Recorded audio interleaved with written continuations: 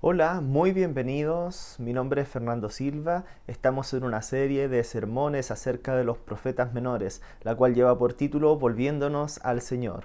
El día de hoy veremos el sermón número 2 que trata acerca del profeta Jonás y cómo por medio de él nosotros podremos experimentar la misericordia de Dios.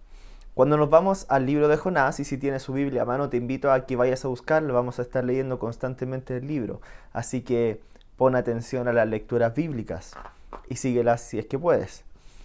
El libro del profeta Jonás vivió en la época de Jeroboam II, aproximadamente en el Reino del Norte. Esto ocurría entre los años 780 a 740 a.C. aproximadamente. Y a pesar de que Jonás vivió y su historia se remonta a aquellos años, este libro probablemente acuerdan muchos teólogos a que ha sido escrito muchos años después, porque su teología es muy avanzada, tiene una perspectiva de gracia que no se ve en los otros libros proféticos. En el Antiguo Testamento en general vemos la teología de la retribución, donde si te portas bien, te va bien, y si te portas mal, te va mal. Pero en el libro de Jonás vamos a ver una y otra vez que hay una perspectiva de gracia. Y por eso es que es un libro bellísimo, es un libro maravilloso, y que su mensaje, que pareciera ser tan breve, tan irrelevante, cuando vamos al texto hebreo nos damos cuenta que son solo 5 palabras, pero que producen un efecto maravilloso al cual la ciudad de Nínive presta atención y la historia es maravillosa.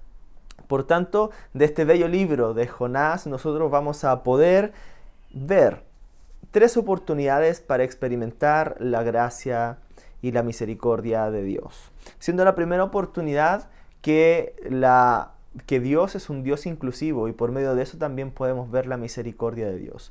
Vamos a la lectura. Jonás capítulo 1 del versículo 1 al 3 dice: La palabra del Señor vino a Jonás, hijo de Amitai. Anda, ve a la gran ciudad de Nínive y proclama contra ella que su maldad ha llegado hasta mi presencia. Jonás se fue, pero en dirección a Tarsis, para huir del Señor. Bajó a Jope, donde encontró un barco que zarpó rumbo a Tarsis, pagó su pasaje y se embarcó con los que iban a la ciudad huyendo así del Señor. Entonces nos damos cuenta que en primer lugar Jonás no prestó atención al mensaje de Dios, porque había un aspecto tan nacionalista en Jonás y en los israelitas en general, ya sea los reinos del sur o el reino del norte, que era algo brutal que atravesaba todo el Antiguo Testamento. Lo podemos ver en los Salmos, lo podemos ver en la teología de los profetas, como una y otra vez ellos se destacan como la ciudad de Dios, como la que va a dar luz a las naciones, y consideraban que Jerusalén era la ciudad de Dios, donde recordemos que estaba el templo donde habitaba la presencia de Dios. Entonces Dios mismo estaba solo en Jerusalén. Era el pensamiento de los israelitas, específicamente de los de Judá. Ahora de los israelitas, los del norte también, porque ellos venían descendientes también de Abraham, de Isaac y Jacob, y hacían suyas las promesas de los patriarcas, de que por medio de ellos iban a ser bendecidas todas las familias de la tierra. Entonces hay un aspecto tan egoísta y tan nacionalista marcada en la vida de Jonás y en su actuar, aquí huyendo a no querer dar el mensaje a la ciudad de Nínive, que es impresionante. Después podemos entender que en este libro no va a ser así. Nos vamos a dar cuenta que los mismos hombres que parecen gentiles, que pareciera que no tuvieran ningún, por así decirlo, conocimiento de Dios, pero se muestran con un corazón tan receptivo a la predicación, a entender, a conocer a este Dios tan maravilloso. De hecho, si vamos al capítulo 1 que estamos aquí leyendo, vamos al versículo 8 al 10, nos vamos a dar cuenta de algo maravilloso. Entonces preguntaron los marineros, cuando ya sabía, si usted es conocedor de la historia bíblica, lo va a entender maravillosamente, de manera muy rápida. Se desató una tempestad y estaban naufragando. Y los marineros se encuentran y dicen: entonces le preguntaron a Jonás: dinos ahora, ¿Quién tiene la culpa de que nos haya venido este desastre? ¿A qué te dedicas? ¿De dónde vienes? ¿Cuál es tu país? ¿O qué pueblo? ¿O a qué pueblo pertenece? Soy hebreo y temo al Señor Dios del cielo, que hizo el mar y la tierra, respondió Jonás. Al oír esto, los marineros se aterraron aún más, y como sabían que Jonás huía del Señor, pues él mismo se lo había dicho, contestaron: ¿qué es lo que has hecho? Nos damos cuenta que los marineros le preguntaban, y Jonás solo les dijo: Dios, el creador del cielo y la tierra.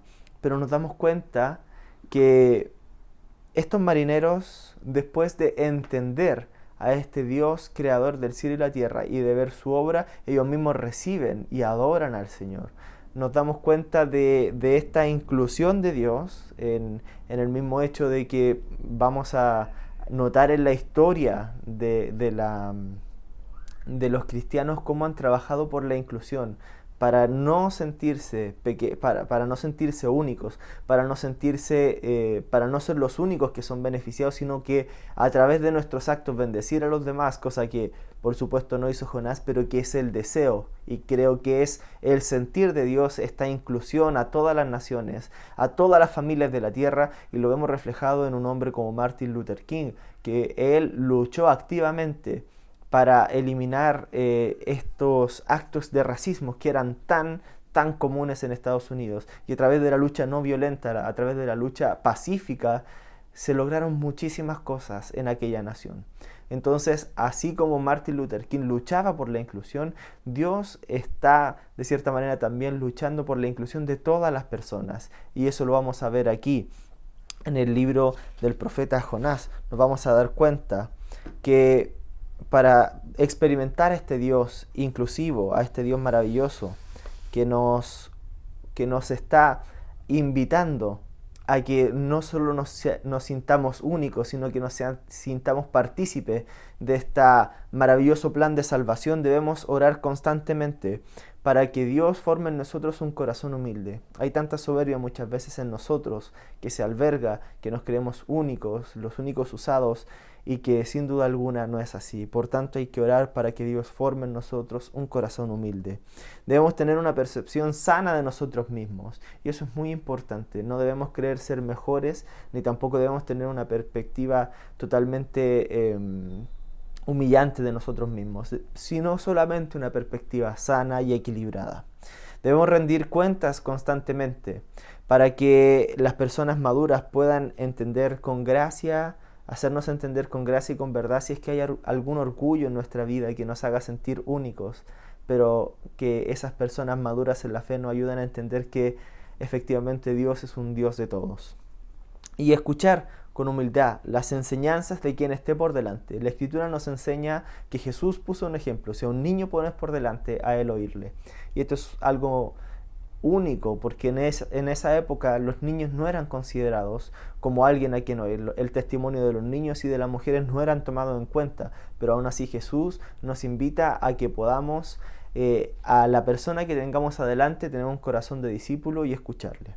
Por tanto, a veces nos creemos los únicos usados por Dios, a veces nos creemos los únicos que podemos ser elegidos por Dios. A veces pensamos que somos los únicos que tenemos la razón, así como Jonás, somos los únicos, la única nación, somos los únicos que podemos recibir la bondad de Dios, pero no. En este libro maravilloso de Jonás nos damos cuenta que estamos equivocados, y si pensamos así solo estamos cayendo en un sectarismo que se refiere a que solamente estamos pensando en que nosotros o nuestro grupo o nuestro clan tiene la razón y que los demás no. Vamos a leer el versículo 13 y 14 y nos damos cuenta de lo siguiente: sin embargo, en un intento por regresar a tierra firme, los marineros se pusieron a remar con todas sus fuerzas, pero el mar se enfurecía más y más contra ellos y no lo consiguieron. Entonces clamaron al Señor: oh Señor, tú que haces lo que quieres, no nos hagas perecer y quitarnos la vida. Mejor no nos respondas, no nos hagas responsables a nosotros de la muerte de un inocente. Nos damos cuenta que los marineros, que eran gentiles, podríamos decirlo hoy en día, reaccionaron con una mayor gracia, tratando de remar con mayor fuerza para salvar a Jonás, que estaba en la barca. Y el profeta obstinado no quería que las otras personas gozaran del amor de Dios. Nos vamos a dar cuenta en el versículo 15 y 16 que así que tomaron a Jonás y lo lanzaron al agua, y la furia del mar se aplacó. Y al ver esto, se apoderó de ellos un profundo temor al Señor, a quien le ofrecieron un sacrificio y le hicieron voto. Nos damos cuenta que Jonás, sin predicarle, sin decirle arrepiéntanse, sigan a mi Dios, ellos creyeron en Dios al ver su grandeza y su poder. Nos damos cuenta que estos hombres que parecieran ser no religiosos, no judíos, no israelitas, son los que entienden de mejor manera la gracia de Dios, y este libro nos muestra cómo Dios los incluye a través de este hombre de Jonás, que quizá estaba pasando por su peor momento, pero aún así Dios lo pudo usar. Nos damos cuenta que es un libro lleno de gracia. A veces nosotros también pasamos por los momentos altos y bajos de nuestra vida, y a veces pareciera que en los momentos bajos no quisiéramos que nadie nos viera, porque realmente pareciera que espiritualmente estamos en bancarrota, que no podríamos ser usados por Dios, que no podemos bendecir a nadie, pareciera que estamos en el foso, en el lodo, en la desesperación, pero por medio de nuestros momentos bajos también Dios nos puede usar, porque Dios es un Dios inclusivo que a todos nos quiere utilizar, y por medio de eso también podemos ver la misericordia de Dios. Una segunda oportunidad para ver la misericordia de Dios es por medio de la naturaleza. Y nos vamos a dar cuenta que en el libro de Jonás toda la naturaleza y todo forma parte demuestra el poder de Dios y se hace parte del plan divino. Vamos a leer en Jonás capítulo 1 versículo 4, voy a leer así muy sencillamente, que el Señor mandó un poderoso viento sobre el mar para ocasionar la tempestad. Vamos a leer en el capítulo 1 versículo 17 que el Señor había provisto un gran pez para tragar a Jonás. Vamos a leer en el capítulo 2 versículo 10 que el Señor le ordenó al pez botar a Jonás. Vamos a ver en el capítulo 4 versículo 6 que el Señor proveyó una planta frondosa para que creciera. Nos vamos a dar cuenta en el 7 del mismo capítulo que Dios también proveyó un gusano para que se comiera y dañara la planta. Y nos vamos a dar cuenta que en el 8 del capítulo 4 Dios proveyó un viento abrasador para que soplara sobre Jonás. Toda la creación estaba demostrando el poder de Dios, y esto es algo maravilloso. Por medio de la creación podemos ver el poder y la misericordia de Dios. De hecho, el Salmo 19, versículo 1, en este maravilloso salmo dice: los cielos cuentan la gloria de Dios, la expansión proclama la obra de tus manos. Toda la creación da testimonio de este Dios maravilloso. Dios es un artista creativo, y esto me gusta pensarlo así. Es como es el primer atributo además que muestra la Biblia. En Génesis capítulo 1 versículo 1 dice: Dios creó. Entonces, en el principio Dios creó, y nos damos cuenta que es el primer atributo, que es un Dios creativo, que ama la creatividad. Yo me imagino que es como ese pintor que pareciera, no sé si han visto algunos pintores que dan brochazos, así como cualquier cosa, pero y uno dice: ¿qué está haciendo? Y de pronto termina su obra y uno va viendo el proceso, brochazos para acá, un poco de pintura, incluso algunos con un balde lanzan a su obra, y después uno ve una obra maravillosa. Así es Dios, un artista que realmente todo lo orquesta, todo lo toma y todo lo hace maravilloso. Por tanto, al ver a este Dios creativo, a este Dios maravilloso, a este Dios poderoso que por medio de su creación se comunica con nosotros, ¿qué podemos hacer? Orar cada mañana, dándole gracias al Señor por su poder, porque Él es quien orquesta todo. No dejes de sorprenderte de lo cotidiano, porque en esos atardeceres Dios te está dando un abrazo, Dios te está demostrando su amor y su poder. Sé capaz de mirar el amor de Dios por medio de la naturaleza, por medio del saludo de un animalito que llega a moverte la cola y que te pone una carita hermosa, por medio de las plantas bellísimas, por el color hermoso de las flores cuando vas caminando por algún jardín. Date cuenta que eso también es un lenguaje de amor de Dios para con cada uno de nosotros. El Dios que sostiene toda la creación es el Dios que está sosteniéndote en estos momentos, cualquiera sea tu situación. De hecho, el libro de Lamentaciones nos enseña en el capítulo 3, versículo 22 al 24. Por el amor del Señor no hemos sido consumidos, y su pasión y su compasión jamás se agota. Cada mañana se renuevan sus bondades y muy grande es su fidelidad. Me digo a mí mismo, el Señor es mi herencia, en Él esperaré. Y nos damos cuenta que cada día se renueva la bondad de Dios para con cada uno de nosotros. Si leemos con atención los salmos, nos vamos a dar cuenta que hay muchas exhortaciones para alabar al Señor por la grandeza de sus obras, por la grandeza de su creación. Y nos vamos a dar cuenta que una y otra vez está la exhortación, como en el Salmo 107, versículo 1. Den gracias al Señor, porque el Señor es bueno y porque su gran amor perdura por siempre. A través de la creación, también Dios está mostrándote esta gracia inmerecida, esta gracia abundante que fluye desde el trono de Dios. Y la tercera oportunidad para ver la misericordia de Dios es a través de su perdón. Nos damos cuenta que por medio de la predicación del profeta Jonás, la nación se arrepiente y muy pronto vemos como Dios también da un pie atrás y no decide ejecutar su sentencia, sino que cubrir de gracia a la nación y perdonar su actuar. Nos vamos a dar cuenta que Jonás se enoja en gran manera, porque en el fondo Jonás conocía muy bien a Dios. Y esto no lo hemos entendido. A veces vemos a Jonás como un pésimo profeta que se va a otro lugar, un desobediente, una persona que a lo mejor lo hizo de mala gana. Pero en el fondo Jonás era uno de los profetas que más conocía el corazón misericordioso de Dios. Por eso si nos vamos al capítulo 4, en el versículo 2, dice: Así que oró Jonás al Señor de esta manera: Oh Señor, ¿no era esto lo que yo decía cuando todavía estaba en mi tierra? Por eso me anticipé a huir a Tarsis, pues bien sabía que tú eres un Dios bondadoso y compasivo, lento para la ira y lleno de amor, que cambia al parecer y no destruye. Nos damos cuenta de qué maravilloso y qué profunda es la declaración de Jonás. Yo conocía que tú eras un Dios bondadoso, y qué maravilloso, qué reto nos deja a nosotros esta oportunidad de ver el amor y la misericordia de Dios a través de su perdón, de su gracia.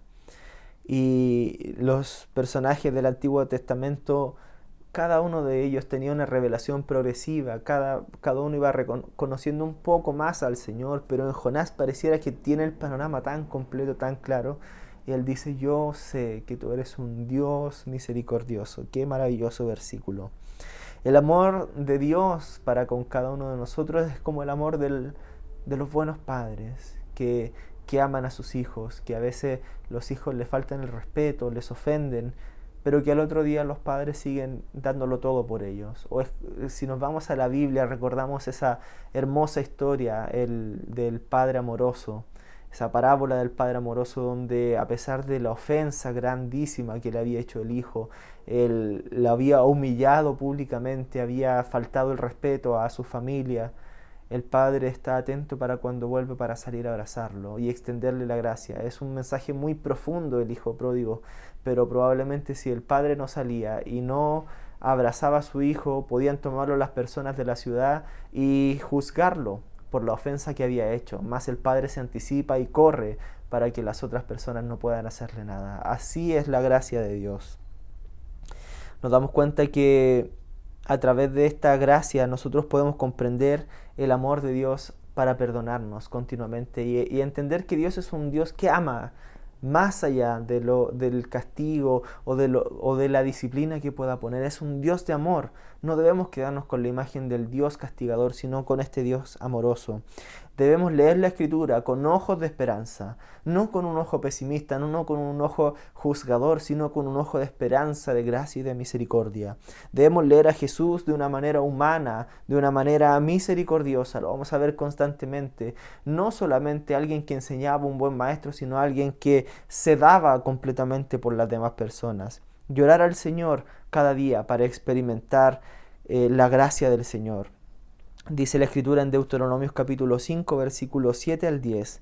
No tengas otros dioses delante de mí, dice la Escritura como mandamiento. Dice el Señor, no te hagas ninguna imagen ni nada que guarde semejanza con lo que hay arriba, ni con lo que hay abajo en la tierra, ni con lo que hay en las aguas debajo de la tierra.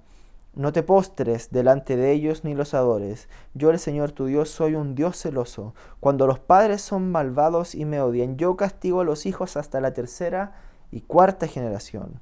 Por el contrario, cuando me aman fielmente y cumplen sus mandamientos, les demuestro mi amor por 1000 generaciones. Nos damos cuenta que a veces nos quedamos con la imagen del Dios castigador, pero la verdad es que persigue la maldad hasta la cuarta generación, pero su amor es hasta 1000 generaciones, o sea, no hay una comparación. Y nos damos cuenta que desde la voz del Señor relata la misericordia hacia la ciudad de Nínive. En el capítulo 4, versículo 10 y 11 dice: Dijo el Señor a Jonás: Tú te compadeces de una planta que sin ningún esfuerzo de tu parte creció en una noche y a la otra pereció, y de Nínive, una gran ciudad donde hay más de 120,000 niños y tanto su ganado, ¿no habría yo de compadecerme?